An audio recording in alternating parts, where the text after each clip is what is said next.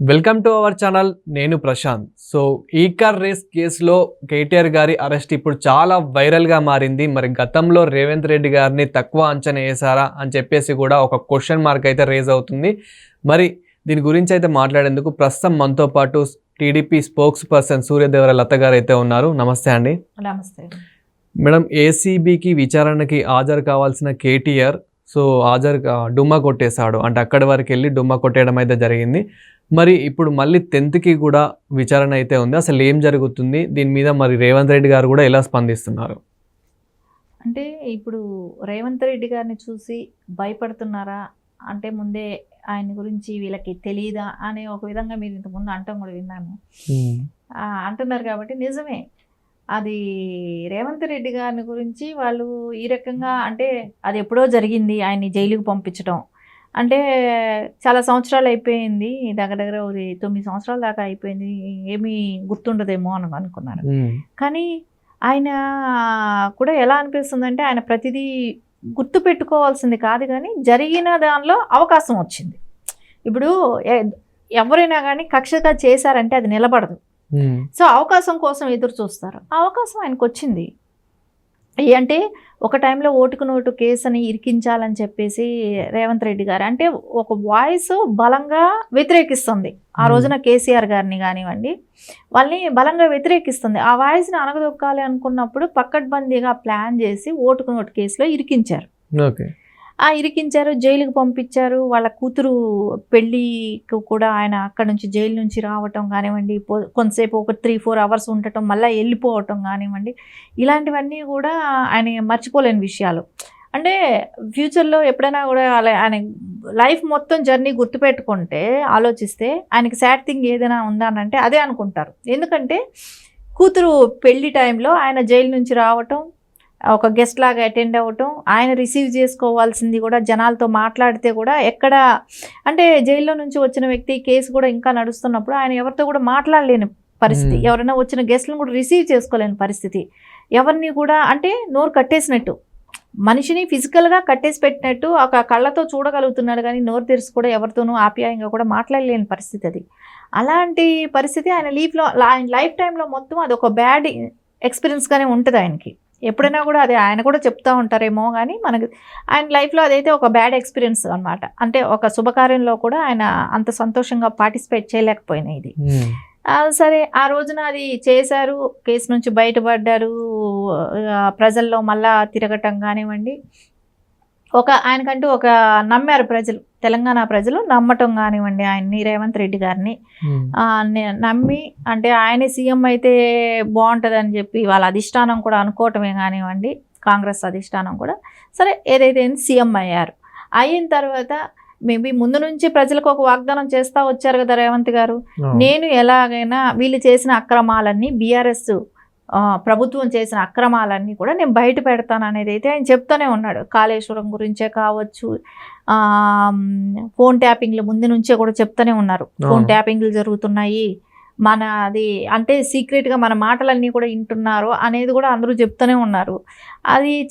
అది నిజమని తేలింది, అది జరిగింది నిజమే అని కూడా ప్రజలందరికీ కూడా తెలిసి వచ్చింది. ఇంకా అదేలాగా ఇప్పుడు కూడా ఈ రేస్లో కానివ్వండి ఇట్లాంటి చాలా స్కాములు జరిగి ఉన్నాయి.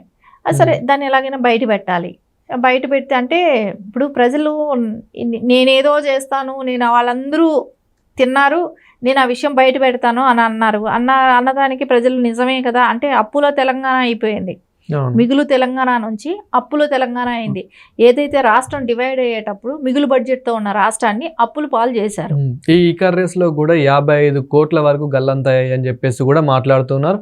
ఇందులో మళ్ళీ A1 కింద కేటీఆర్ గారిని డైరెక్ట్ A1 కిందనే కేటీఆర్ గారిని అయితే పెట్టడం జరిగింది. అండ్ A2 కింద IAS అరవింద్ కుమార్ని అండ్ మనకి A3 కింద చూసుకున్నట్లయితే కనుక BLN రెడ్డి, సో వీళ్ళని అయితే పెట్టడం జరిగింది. అంటే A1 కింద కేటీఆర్ గారిని పెట్టడం జరిగింది కాబట్టి అంటే అంత చేశారంటారా అని చెప్పేసి. ఇప్పుడు మీరు చెప్పినట్టు A1 కింద కేటీఆర్ గారు ఉన్నారు, కానీ అక్కడ ఒక IAS ఆఫీసర్ కూడా A2గా ఉన్న వ్యక్తి అరవింద్ కుమార్ గారు. అంటే ఐఏఎస్లు కూడా రాజకీయ నాయకుల్లాగాను వాళ్ళు చెప్పిన దానికి మనం పక్క రాష్ట్రమైన ఆంధ్రప్రదేశ్లో కూడా చూసాం. కొంతమంది అదే వాళ్ళు జైలుకి వెళ్ళటం కూడా చూసాం. అది కాకుండా గతంలోనే రాజశేఖర రెడ్డి గారి గవర్నమెంట్లో జైలుకి వెళ్ళటం కూడా చూసాం. అంటే ఆయన చనిపోయిన తర్వాత ఆయనతో కలిసి ఏదైతే అవకతవకలు జరిగాయో వాళ్ళు జైలుకి వెళ్ళటం కూడా చూసాం.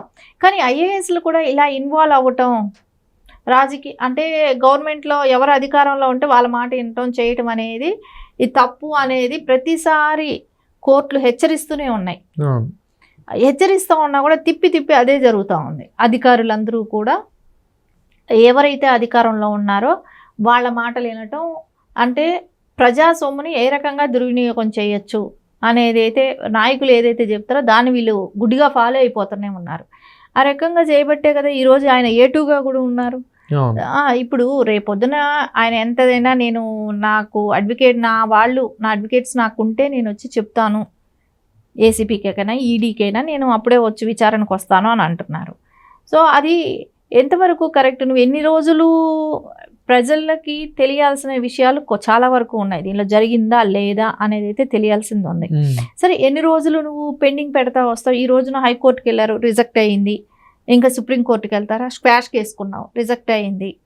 ఇప్పుడు సుప్రీంకోర్టుకి వెళ్తానంటావు. ఇంత టైం ప్రొలాంగ్ అవుతుంది. కానీ ఇప్పుడు 10వ తారీఖుకి మళ్ళీ వెళ్ళాలి విచారణకి.